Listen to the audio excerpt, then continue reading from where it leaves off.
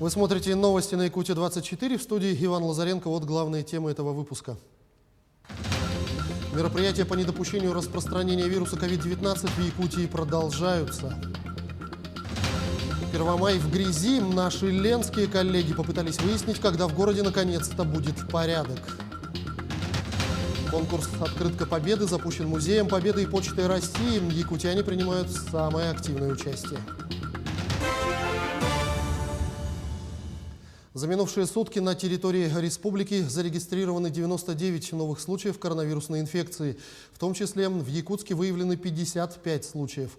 Тенденция роста заболеваемости отмечается в Мегино-Кангаласском районе, где зафиксировали за сутки 24 заболевших. 4 случая выявлены в Горном районе, по 3 в Амгинском, Намском и Нюрбинском районах, 2 в Нерюнгринском, по 1 в Вилюйском, Верхнеколымском, Среднеколымском, Таттинском и Хангаласском. Выросло число заразившихся коронавирусным по семейным контактам. В Якутске основные поступившие 4 мая в городскую клиническую больницу – это 8 семейных контактов. Мероприятия по недопущению распространения вируса COVID-19 в Якутии продолжаются. Так, согласно распоряжению Роспотребнадзора, всем гражданам, прибывшим на территорию республики из-за рубежа любым видом транспорта, необходимо пройти 2 лабораторных исследования на COVID-19 методом ПЦР. Первое в течение 3 календарных дней после прибытия, второе через сутки после первого. Результаты исследования необходимы в специальной форме на едином портале государственных услуг. Граждан, не предоставивших данные исследования ПЦР, ждет административное наказание. Начало мониторинга – это с 1 августа 2020 года. В нашу республику из-за рубежа прибыло порядка 10 031 граждан. Из них по прибытии заполнили анкеты в едином портале государственных услуг 84% человек. В отношении остальных граждан, не внесших свои данные, применены административные меры воздействия. Так, судами наложены штрафы в размере 2,5 миллиона рублей. Меры ужесточаются. Вместе с тем продолжается и массовая вакцинация населения. Первую вакцину получили уже более 104 тысяч человек, вторую – более 60 тысяч. Ситуацию с COVID-19 в регионе изучила Ульяна Шагина. В связи со сложившейся ситуацией оперштаб республики усилил мониторинг на соблюдение санитарных норм, особое внимание общепитам, киоскам с фруктами и овощами, а также автобусникам. Напомним, ношение маски в автобусах – обязательная процедура. Да, сейчас мы стараемся обходиться профбеседой, так как достаточно много времени прошло. Но все же, если нарушение выявляется второй раз, тогда уже будет составлен акт именно специалистами, да, административной комиссии и направлен в отдел, транспортный отдел, чтобы город с ними расторгнул договор на обслуживание именно пассажиров. Новый британский штамм коронавируса, впервые обнаруженный в сентябре прошлого года в графстве Кент, способен распространяться быстрее первого варианта ковид, а также он более контагиозен. Если обычный коронавирус носитель может заразить от 3 до 6 человек, то здесь более 10, а то и там случаи описывают это более 20 человек за раз. Обнаружили британский штамм и у 2 жителей Якутска, прилетевших из Турции. Турция сегодня уже закрыта. Те туристы, которые не успели воспользоваться турами до закрытия границы, либо меняют даты на более поздние сроки, либо переориентируют отдых внутри страны.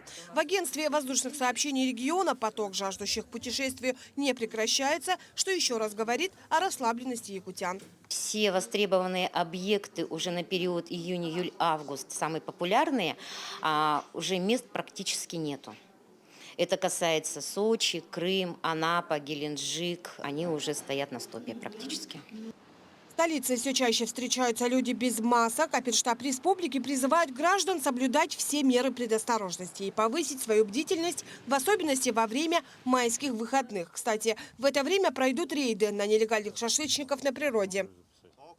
Мы прекрасно помним 2020 год, майские шашлыки, просмотр ледовых переправ, когда у нас был резкий скачок сразу же заболеваемости именно в это время.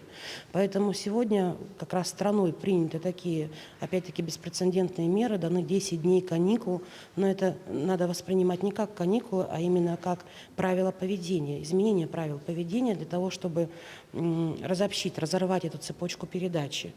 Помимо изоляции, переломить ситуацию может только вакцинация.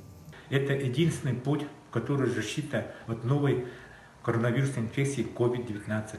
Я в прошлом году вакцинировался. Самочувствие хорошее, никаких осложнений у меня не появлялись. Поэтому, уважаемые жители города Якутска и республики, я призываю вакцинироваться от COVID-19. В Якутии оба компонента вакцины от ковид получили более 60 тысяч граждан, из них 14 тысяч лица пожилого возраста. Вакцинация населения продолжится и в праздничные дни. Более того, в выходные ожидается новая партия вакцины. Здесь особо даже не нужно было думать. Пришла вакцина, тем более она уже была опробована.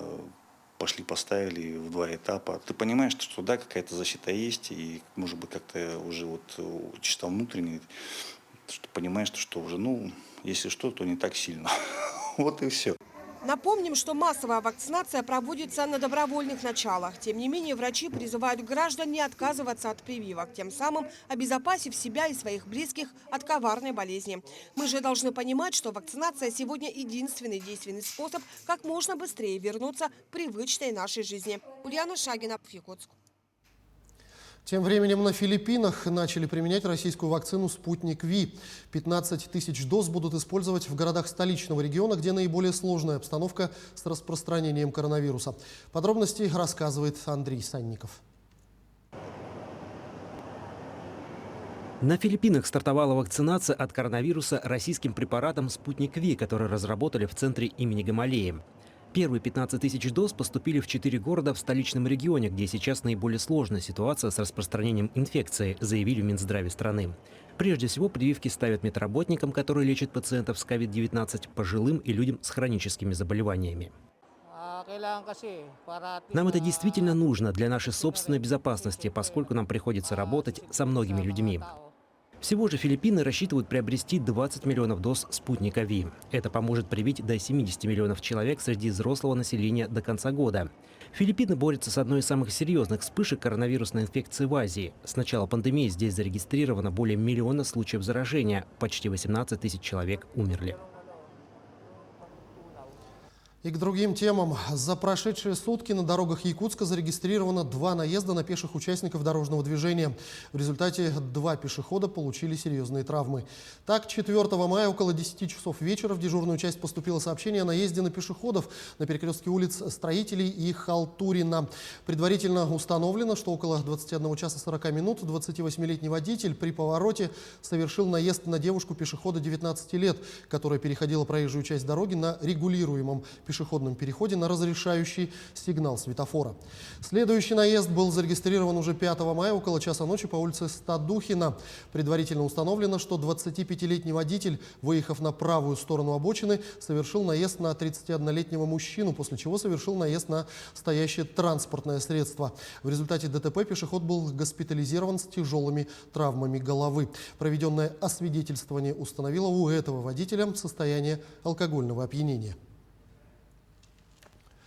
А в грязи и мусоре встретили первомайские праздники жители Ленска. Санитарная очистка этой весной запаздывает. Грязней всего во дворах. Управляющие компании не хотят убирать за нерадивым региональным оператором и ждут помощи горожан. Наша съемочная группа проехала по городу и пыталась выяснить, кто и где будет наводить порядок.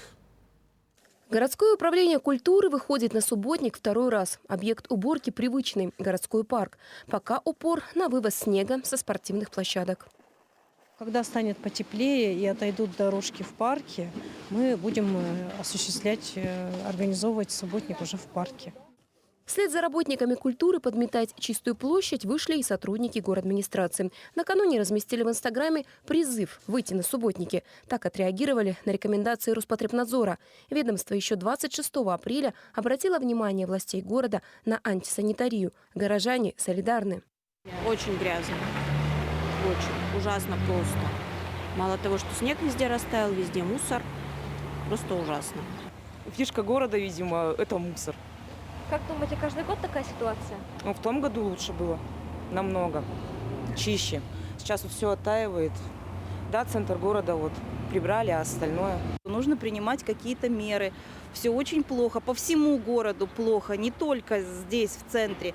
Плохо и на Заозерной. Плохо и Но где дворники справляются, конечно, с этой ситуацией, но все это растаскивается. Весной вообще ужасно. Город превращается в свалку.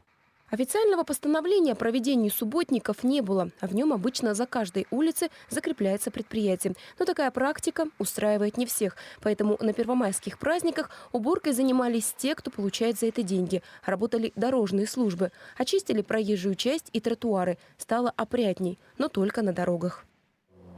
Шаг в сторону, и без слез не взглянешь. Городские дворы и палисадники превратились в одну большую помойку. Это зона ответственности управляющих компаний. Жители многоквартирных домов возмущены. За что платят по тарифу? Жители дома по Первомайской не первый раз пишут в разные инстанции. Прошлой осенью муниципалитет с торца дома установил мусоросборник, не соблюдая минимальное расстояние 20 метров. Теперь весь мусор под окнами и у подъездов. А на заявки убрать территорию управляющая компания не реагирует.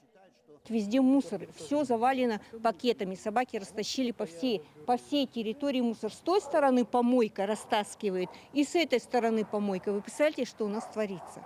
Я представляю, как жильцы, сейчас начнется лето, все начнет таять, и как жильцы с первых этажей эти будут дышать. И такая ситуация по всему городу. Региональный оператор с января не может наладить вывоз ТБО. Выходить с метлами не торопятся и управляющие компании. У одной из них под крылом 50 домов в микрорайоне Мухтуйский. Жилфонд аварийный. Собственники отказались от услуг дворника. Мы негодуем мы так же, как и все жители. Хотелось бы, чтобы они, конечно, прибрали за собой все. Чтобы устранил региональный оператор данную проблему, которая возникла по их вине. За 12 лет нашей работы нашей управляющей компании, такого не было. Чем закончится противоборство жителей, управляющих компаний и регионального оператора, пока непонятно. Будут ли принимать участие в решении проблем городские власти, тоже неизвестно. Наша редакция направит официальный запрос после праздников. А пока управляйки готовят письма в прокуратуру и ждут, что жильцы войдут в положение и выйдут на субботники. Из дворов мусор может вновь разлететься по всему городу. Алиса Васева, Олег Соснин, телеканал «Алмазный край». К июлю этого года рабочие закончат отсыпку площадки под новый аэропорт в Мирном. Об этом сообщили в Мирнинском управлении автомобильных дорог. Первый этап строительства, отсыпка под земляное полотно, начался 5 месяцев назад. Работы ведутся круглосуточно, без выходных. Задействовано более 20 самосвалов, бульдозеры, катки и другая техника. Под площадку нового аэропорта уйдет 500 000 кубометров грунта. Для сравнения, этого бы хватило, чтобы построить новую дорогу до поселка Рылах. Через 2 месяца после отсыпки работу начнут уже строители. В июле здесь пробурят скважины, поставят сваи. Каждый работник чувствует эту ответственность и важность исторического момента. Мы все являемся частью истории, которая на наших глазах здесь разворачивается и творится. Очень серьезные требования по качеству к данным работам. Круглосуточно работает и лаборатория, и строительный контроль. Поэтому много народу, много техники, и большие задачи. Рисунки жителей Якутии вошли в виртуальную выставку Московского музея Победы. Они стали одними из самых активных участников конкурса «Открытка Победы», который проводят Музей Победы и Почта России. Свои рисунки прислали и юные, и взрослые участники. К творческому состязанию присоединились и профессиональные художники, и те, кто только начинает свой путь в творчестве. Теперь эти рисунки могут стать победными открытками. Поздравить своих близких и друзей уже сейчас можно любой из 8000 работ по электронной почте. А рисунки призеров напечатают на коллекционной серии открыток. В Крыму торжественно открыли самый большой вольер для содержания слонов в России. Теперь индийские слоны Дженни и Магда будут проживать в парке Тайган. Там накануне открылся вольер для постоянного проживания цирковых слонов, которые больше не будут выступать на цирковых аренах. Слонихи Дженни и Магда, ставшие первыми жителями слоновника, подрались во время циркового представления в Казани, после чего были переселены в Тайган. Дженни и Магда выступали в цирке более 40 лет. Росгосцирк и Крымский сафари-парк Тайган заключили соглашение о сотрудничестве, предусматривающее отправку животных на заслуженный отдых по возрасту, сообщили в пресс-службе Росгосцирка.